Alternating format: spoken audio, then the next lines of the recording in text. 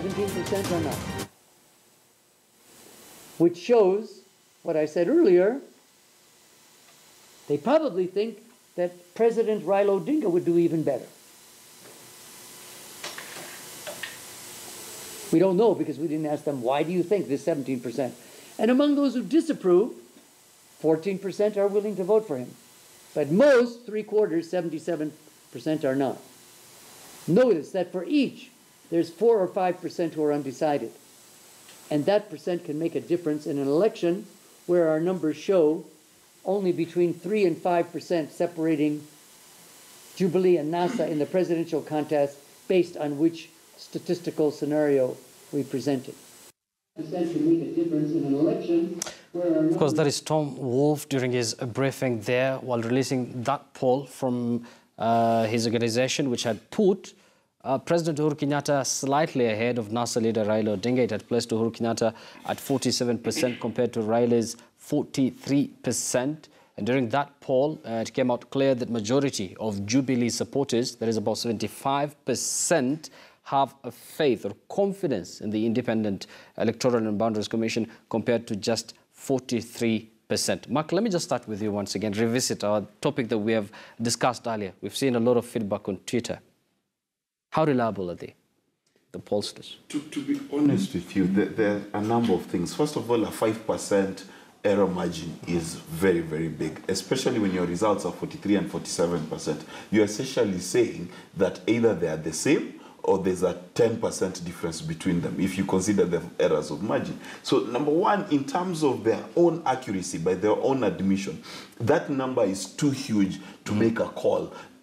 Because now it would have to be, the difference would have to be more than 5% for us to say who is winning or losing. However, that being said, I do not want to question their scientific methods. However, I have had many email discussions with Mr. Wolf, by the way, because I was in a panel in Namibia and I told them that opinion polls in Kenya are nonsense. And the truth of the matter is they've proven time and time again that they're nonsense. Now, I'll give you an example of a democracy, the German Federal Republic. I've met pollsters from that republic who have a 1% degree of error on each election, 1%. Okay, so it means that it is possible in this day and age to have more accurate polls. Now, it's important to understand that the lack of accuracy does not mean they're not an indicator. You understand? They're good indicators. But would I put every dollar I have on opinion polls? No, I wouldn't. Because they've been proven too many times too wrong in this nation. We don't expect opinion polls to be accurate. They always hide under this word, margin of error, of 5%. What do you have to say about that? Number one, I think we need to disabuse the notion that opinion polling is an accurate science. It's not a perfect science. That's one thing that we need to live with. Secondly, I think this question keeps on coming back. And one way Ipsos Synovet can actually put this to rest is to just share their methodology and the raw data. Let people see for themselves. Because the problem is in this country, I say, because we are so polarized, if the opinion polls say that the guy that I'm supporting is doing well, we'll all go follow. Yeah, the opinion polls are good. If the opinion polls say something different, it becomes also difficult. We say, no, there are margins of... And also, secondly, and this also raises, the point about, the presidency and his party getting Cambridge Analytica. In a country like this, where people naturally do not say, even like 5%. I mean, at this time in the polls, like 5% of the people are saying that they don't know where they're falling. I just feel like that the people are not telling us the truth, or they're not telling the pollsters the truth. So that, because of all stuff like that, and it's a phone call. We have to remember, I think they poll something like, is it 5,000 or 2,500 people? 2,500. And that is not a representative sample enough for us to make a call. Yeah, 19 million is a lot of people. Already, I already know your stand on opinion polls, okay? You still need to hear it. You still need to hear something. These polling things, I have done it before myself. I studied statistics at my undergraduate. Even the people you actually send out to bring the data, they will bring the data according to their political alignment. In a country where the policeman can trap charges on an innocent priest, the priest can fake miracles, in a country where the students can fake results of exams, what stops these people from buying the results of opinion polls? Nothing. You know, the funny thing Mark, is... it seems we don't trust the police. We don't trust the electoral body, IBC. We don't trust, people from the church, and we I have don't know, because it seems from to facts and figures. question a lot. Here's the thing. We need to separate individuals from the institutions. Yes. This is the problem. It's like saying because there have been certain Catholic priests who've done X, Y, Z, then the Catholic institution is rubbish. That's not how institutions... Nobody has said that. No, Not I'm even saying, me. I'm saying... I have just given you He's just examples. giving an analogy. I'm giving an analogy. I'm saying that we need to separate the institutions and the sanctity of these institutions from the people who messed up these institutions. Now, the fact of the matter is this. Polling is here to stay with us. Is it a science and an art that we need to become better at? Yes. Now, the reality of the matter is this, that there's a poll that was released, I think I read about it in the Star newspaper, that had put Raila within 0.1 or point something of this particular vote, that he's ahead by point something. I think it's the first time he's been ahead. Yes. Now, here's the issue. And to speak very categorically, in the history of this nation, for you to win an incumbent out, you need to be polling 60-70%. And I'll give you the example of the Ghanaian election. When Nana Akufo-Addo was running, he had to consistently poll way above what the incumbent is, and that's why he came to win by 54%. Now, the reality of the matter is this. What needs to happen is we need to realize that if you, and this is how I do my polling, it's not scientific, but I've done it in many countries and it works for me. Walk into a taxi, talk to a watchman, talk to a lady who works in the house, and talk to them and ask them, from different tribes, different places, ask them, who are you voting for? The reality is you'll find that this election is quite tight. Okay? I think every Kenyan agrees to that, and that's why we have this feeling of we don't know. But the reality is to remove incumbency, okay, to remove incumbency with a 5% undecided, this 5% usually tends to vote for the incumbent president because they feel that's a safer option. Abdullahi, opinion polls are about collecting samples. We all know that. And now that, of course, it has not favored the opposition. So let's assume you are a member of the opposition. You're an advisor to the Nasser leader. What will you tell him? Because it seems they are, totally disagreeing with the polls instead of using them at least to make sure that within these 16 or 15 days they work on it and maybe the election might turn out to be positive. I mean, my sense is, would they agree with the poll that put them ahead of Uhuru Kenyatta? Would they? They will most likely do. Although, Jubilee has cast a doubt for aspersion about the proprietor of that, of the company. I think the most important thing that NASA needs to do two things. Number one, they need to organize a massive get-out campaign for people to come to vote. The reason as to why I'm saying this is this election, more than anything else, will be determined by the turnout numbers. That's number one. According to the polls, the region with the highest number of undecided voters is Western Kenya. Jubilee needs to be camping in Western Kenya.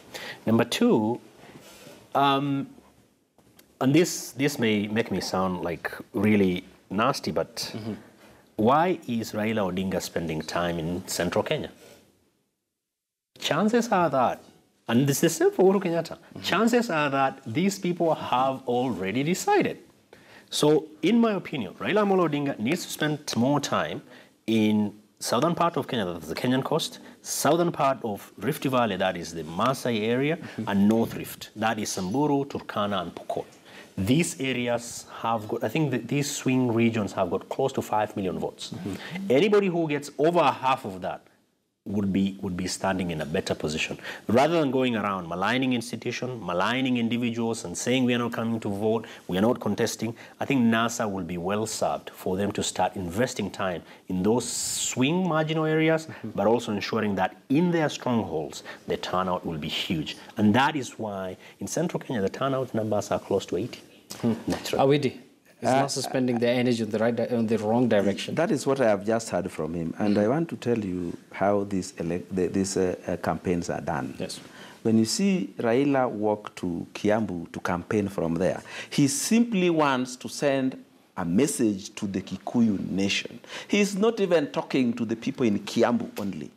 He's sending a message to the Kikuyu nation. And sometimes to the whole country, that look here, I am accepted here in Central, just like I am accepted in Kisumu. That can change somebody at the coast, in Western, and in the Rift Valley. So many times when these people speak, they don't speak to the immediate audience before them only. They sometimes speak to the whole country. Sometimes they are looking for an area where if their message would be rejected, then they know they have a problem. So for Raila, you know, when Raila went to Central Province, that is when the debacle in Kisumu started. And it was arranged. Everybody could see that actually Jubilee has given these people red T-shirts. They are standing very close to the president and telling him, we don't want to hear Ruto. It was not possible for that to have been a NASA arrangement. It was a Jubilee arrangement to stop Raila Odinga from going into central Kenya to campaign. So you're saying it's an organized heckling? It's an organized heckling. You know, the thing is, and one of the things that I try to avoid when I'm doing this analysis is conspiracy theories. Because conspiracy theories, JFK, we are still debating it. Did we land in the moon? We're still debating it. It goes absolutely nowhere and does not help our institutions. Now, the fact of the matter is this, that when you look at this country, whoever is going to win this election is going to be president of the Republic of Kenya. So campaigns are not just about winning power, they're about winning hearts as well. And what is that heart? Kenyans need to come to a point to understand that the person who takes over will be my president. You understand? He'll be the president of every square inch and every person of this country. And that's what we need to understand. And what we need to begin to cut out in this particular season is to cut out the negativity and the poison, that we make it as if so-and-so is an enemy of our tribe, or so-and-so is a hero of our tribe. The reality of the matter is this: as Kenyans go out there to vote, it is a question of who do you trust to deliver to you what they say they'll deliver. Thank you for that, Abdullah. Before we come to you, let's cross over to Mathare. That is Baside Muliro grounds in Mathare, where NASA leaders are currently addressing their supporters. Let's get some live pictures from there. Lakini nataka mwanzoni nimwalike principal mwingine, alafu tumwalike baba, alafu ndio tutafuata na viongozi wetu hapa Nairobi. Sasa na tunataka muwasikize wote. Wote mtawasikiza, sivyo? Kwa sababu vyama vya NASA, nikisema ANC nasema NASA, ANC, ODM, Wiper, Ford Kenya, CCM. Bas, sasa bila kupoteza wakati, nataka nimwalike ndugu yangu Moses Wasika Wetangula.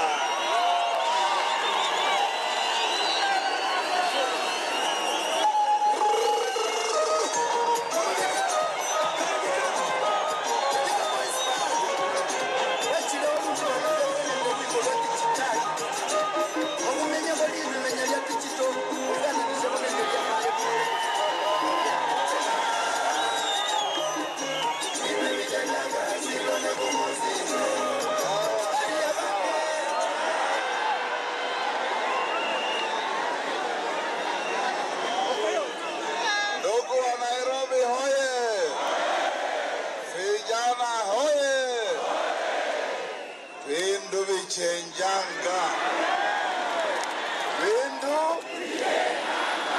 Silo na kumusi Bindu vichenjanga, mambo imebadilika. Sasa ni wakati wa kwenda kwa kumaliza. Nyinyi vijana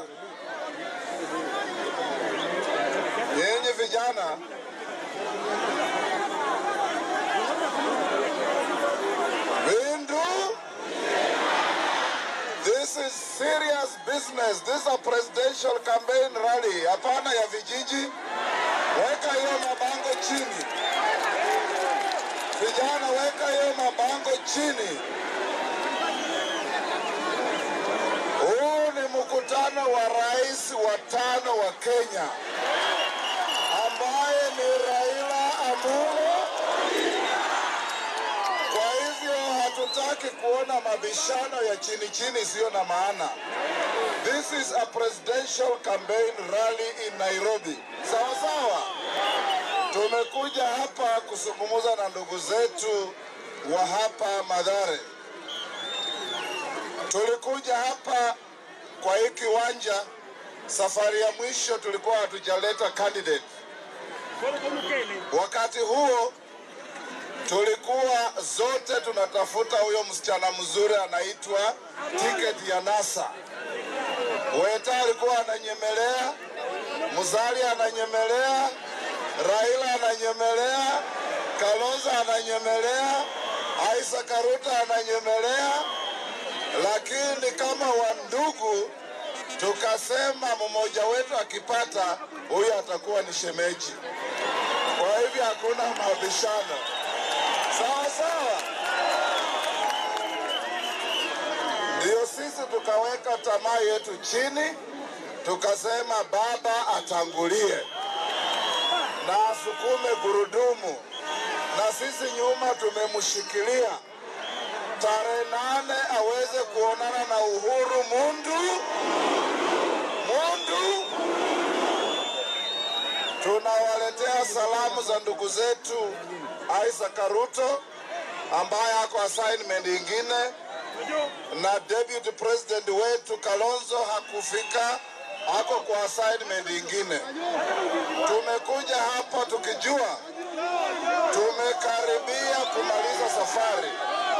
Joho ako na assignment Mombasa kulinda muji. Sawa sawa. Tunataka kuwaomba ndugu zetu, nyinyi mlisikia manifesto yetu ya elimu vile tulisema, ya mabarabara vile tulisema, ya ukulima vile tulisema, kazi ya vijana vile tulisema, na kufukuza ufisadi, ukabila na umaskini Kenya. Leo tumekuja hapa kuwaambia na kuwahakikishia kwamba tumesunguka Kenya mzima. Tumeenda Ingo, tumeenda Mombasa. Well, those are NASA leaders addressing their supporters at the Masinde Muliro grounds right here in Mathare. We do expect NASA's presidential candidate Raila Odinga to speak shortly. But before that, let me just get back to my panelists once again, Bichachi and Abdullah, as well as Awidi here. We have very short time that has remained with us here. Talk about the debate tomorrow, shortly. It's going to be very interesting. Of course, Jubilee has come out and said that the president is most likely not going to attend. Rumor has it that Raila will attend. Yeah. Of course, I think learning from the vice presidential debates, this kid who showed up, he has a hard name. Kariara, sorry. Yes, Kariara. When he showed up, he had an opportunity to shine. And I said that I think... So the leaders should attend? Yes. Abdullah, briefly. They should, but also it's an indictment of the media that these guys can actually fail to turn up when they were given that number of free airtime, and there is no political cost to them. Deep inside their hearts, they would not want to attend. Politicians rarely want dialogue. They just like monologue. They speak to you, you take it home, go and deal with it there. Many thanks, Awidi, for your input. Abdullah Baru, thank you very much, as well as Mark Bichachi. And that brings us to the end of the campaign edition of Choice 2017 right here on KTN. But we're not going to stop giving you details, as far as the campaign is concerned. Meriki Lobby will be coming up next within view ya KTN. Bye-bye for now, and enjoy the rest of your day.